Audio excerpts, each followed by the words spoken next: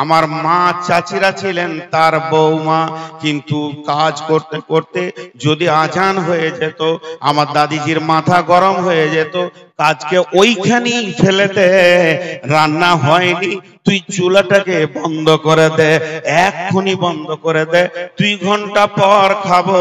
আর যদি এখন রান্না করবি তোর হাতে খাবো না, আল্লাহর ডাক পড়ে গেছে, আগে গোসল করে উযু করে তুমি সালাত আদায় করো, এরপরে রান্না শুরু করো।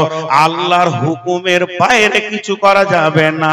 একজন ডাক্তার, আমি নাম বলবো না, এভারসিএস নয় তিনি এমবিবিএস নয়, এভারসিএস বহরমপুরে, এভাবে তিনি প্রেসক্রিপশন লিখছেন, আর আমি হলাম রোগী, আমার প্রেসক্রিপশন চলছে, মাত্র একটা ওষুধের নাম লিখেছে। আর যেই মসজিদে আজান হয়ে গেল আল্লাহু আকবার, সঙ্গে সঙ্গে কলমটা ছেড়ে দিলেন, কলম ছেড়ে দিয়ে তিনি বের হয়ে চলে গেলেন সোজা মসজিদে। আমাকে বললে আপনিও মসজিদে যান, সালাত পড়ে এসে প্রেসক্রিপশনটা পুরো করে দিব। একজন আল্লাহর ওলি ছিলেন, তিনি একটা চিঠি লিখছিলেন, নুন লিখেছে, আর নুনের মাঝে একটা ফুটা লাগবে, নুনের দাগটা দিয়েছে, ফুটাটা দিতে যাবে, মসজিদে আজান হয়ে গেছে, কলমটা ছেড়ে দিল। কেন ছাড়লো? আল্লাহর ডাকের পর পৃথিবীর একটা নুক্তাও আমি দিব না, আমি কোনো কাজ করতে পারবো না। হে যুবক, হে বৃদ্ধ, হে মহিলা, ওরে আমার মা, ওরে আমার খালা, ওরে আমার বিটি, সময়ের মূল্য যে বুঝে না সে নিজের মূল্য নিজেই বুঝে না। সে সময়কে হারিয়ে দেয়, সে নিজেকে হারিয়ে দেয়। যে সময়কে গলিয়ে দেয় সে নিজেকে পচিয়ে দেয়। যে সময়কে ঠিক ঠিক ঠিক কাজে লাগায় সে সব কিছু ঠিক কাজে লাগায়।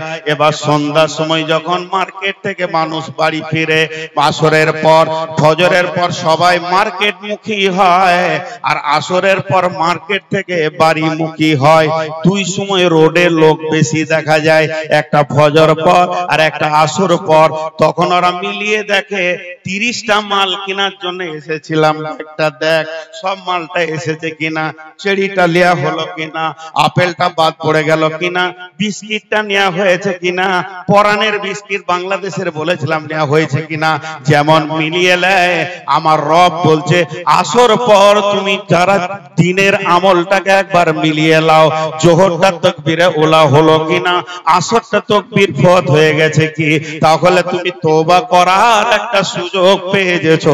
সূর্য তোমাকে জ্ঞান দিয়ে চলে গেছে, মানব কুল রে তওবায় বসে যা, সূর্য ডোবার আগে মাবুদের কাছে একবার কেঁদে নে, হে মাবুদ, তোমার দেওয়া জীবন, তোমার দেওয়া শ্বাস, তোমার দেওয়া আলো, তোমার দেওয়া চোখ, তোমার দেওয়া কিডনি, তোমার দেওয়া দেহ নিয়ে তোমার সঙ্গে বেঈমানি হয়ে গেছে।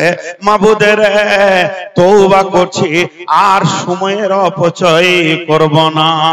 আল্লাহ কত গুরুত্ব দিয়েছেন সময়কে, সময় কেন্দ্রিক 2খানা সূরা দিয়েছেন, এবং সময় কেন্দ্রিক কোরআনে আয়াত রয়েছে।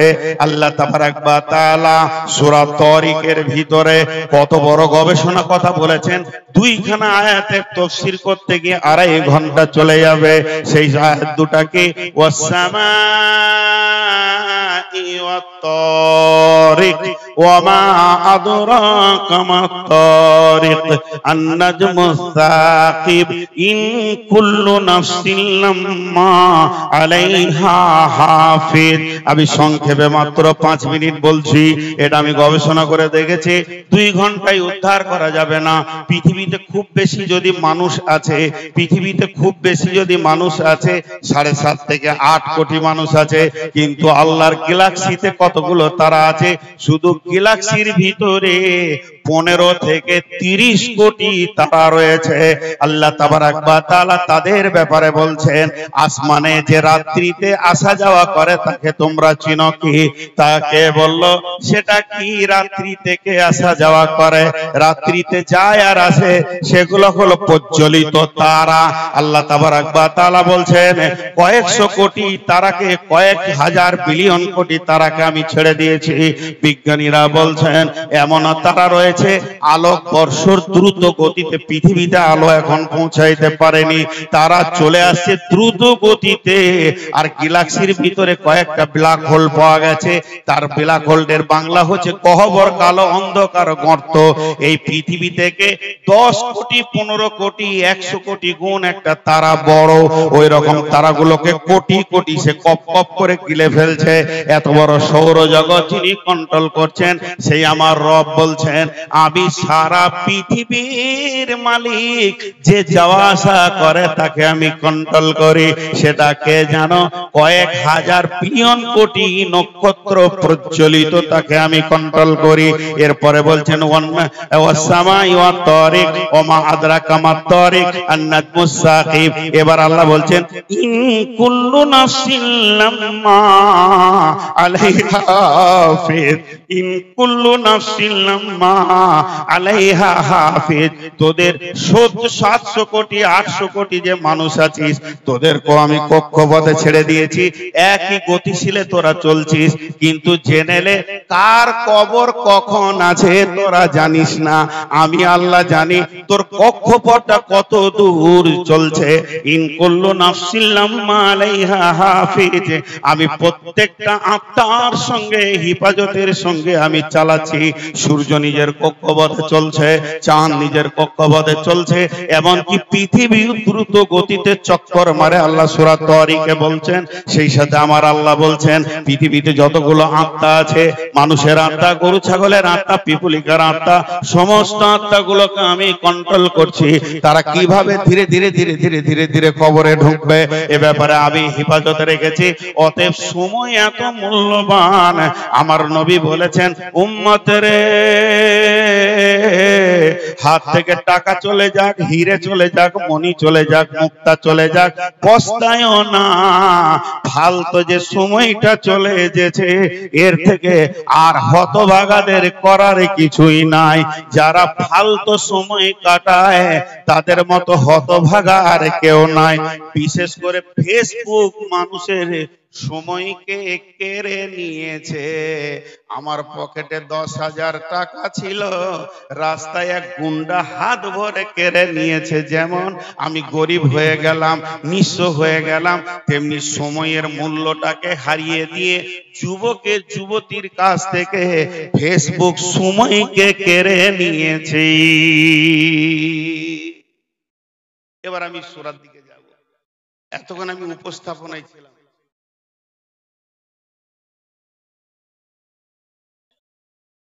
আল্লাহ কসম খেয়েছেন ফজরের, ফজরের অনেক মূল্য আপনাদেরকে বলেছি।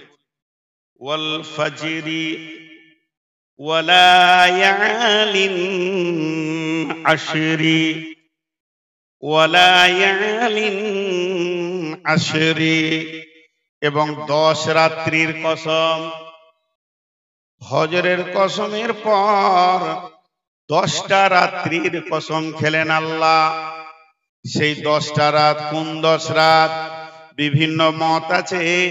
কেউ বলেছে রমজানের শেষ 10 রাত, যেহেতু সের ভিতরে লাইলাতুল কাদার লুকিয়ে আছে। কেউ বলছে না, এই 10টি রাত হচ্ছে মুহররমের প্রথম 10 রাত, যেহেতু এর ভিতরে অনেক তথ্যবহুল জিনিস লুকিয়ে আছে। এই মাসে আপনার কিনা কিয়ামত হবে, এই মাসে পৃথিবী সৃষ্টি, আদম সৃষ্টি। এইভাবে কেউ বলেছেন ওয়ালায়ালিন আশরি, আশরি বলতে মুহররমের 10 রাত। আবার এক মুফাসসির বলছেন না, এটা হলো জিলহিজ্জার 10টা রাত, যেহেতু এর ভিতরে মিনার দিন রয়েছে, আরাফাতের দিন লুকানো রয়েছে। বিশুদ্ধ সূত্রে সব থেকে যেটাকে সহি বলা হচ্ছে, এদের ভিতরে অনেক মতান্তরের পর এটাকে সহি সূত্রে বলা হচ্ছে জিলহিজ্জার 10 রাত। ওয়াসফি ওয়াল ওয়াতরি, আল্লাহ কসম খাচ্ছেন জোড়ার এবং বেজোড়। আল্লাহর সৃষ্টির ভিতরে জোড়াও আছে, বিজোড়ও আছে। আল্লাহর সৃষ্টির ভিতরে সূর্য একটা, চন্দ্র একটা, এইভাবে এগুলো বিজোড় রয়েছে। আবার জোড়া রয়েছে, ওয়া খালাকনাকুম আজওয়াজা, জোড়া সৃষ্টি করেছো সবার, তাই তো সুন্দর ধরা, একের লাগি অপর জনে হয় যে মাতোয়ারা। তাহলে কসম কয়টা হলো? একটা ফজরের কসম হলো, একটা 10 রাত্রির কসম হলো, একটা জোড়ার কসম হলো, আর একটা বেজোরের কসম হলো। 4টা কসম খেলেন। তারপর আল্লাহ বলছেন ওয়াল্লাইলি ইদা ইয়াসরি, এবং কসম ওই রাত্রি, যে রাত্রি চলমান হয়ে প্রভাতের দিকে কাছে এসছে, মানে রাত্রিটা গমন হতে হতে শেষের দিকে পৌঁছেছে। 5 নম্বর কসমটা আমার রব বলছেন ওয়াল্লাইলি ইদা ইয়াসরি। এরপরে আমার আল্লাহ প্রশ্ন রাখছেন হাল ফি যালিকা কাসামুল লিযি হিজরি, হাল ফি যালিকা কাসামুল লিযি হিজরি, হাল ফি যালিকা কাসামুল লিযি হিজরি। এগুলো কি জ্ঞানী ব্যক্তিদের জন্য কসম নয়? আল্লাহ জ্ঞানী ব্যক্তিদের গায়ে হাত দিলেন। এই কসমগুলো কি জ্ঞানীদের জন্য নয়? এখানে যতগুলি লোক বসে আছেন, একটা কথা জিজ্ঞেস করব, সবাই কষ্ট করে একটু উত্তর দেবেন। সেটা কি? সেটা হচ্ছে পৃথিবীতে যত ব্রেকের নাম শুনেছেন, ব্রেক, সাইকেলের ব্রেক, মোটরসাইকেলের ব্রেক, মারুতির ব্রেক, ট্রেনের ব্রেক, প্লেনের ব্রেক, সব থেকে দামি ব্রেক কি? সব থেকে হার্ড ব্রেক কি? যুবকরা অ্যাপাচি চালাইছে, সব থেকে হার্ড ব্রেক কি? এতগুলো লোক চুপ আছে। যারা গাড়ি চালায় না ওরা চুপ আছে, ঠিক আছে, তো এরা কেন চুপ আছে? ডিস ব্রেক বলেছে, মানে ডিস যেটাতে লাগানো আছে। আমি ডিস ব্রেক যে এত হার্ড জানতাম না, টিপে দিয়েছি, এমন দাঁড়িয়েছে মনে হচ্ছে উগুড় হয়ে পড়ে যাবে, সামলে নিয়েছি, আর চাপি না। Dish break. তো সব থেকে হার্ড ব্রেক কি? Dish break. প্লেনে আছে হাওয়া ব্রেক, ডিসও আছে, ওয়েল ব্রেক আছে, ব্রেক লিভার আছে,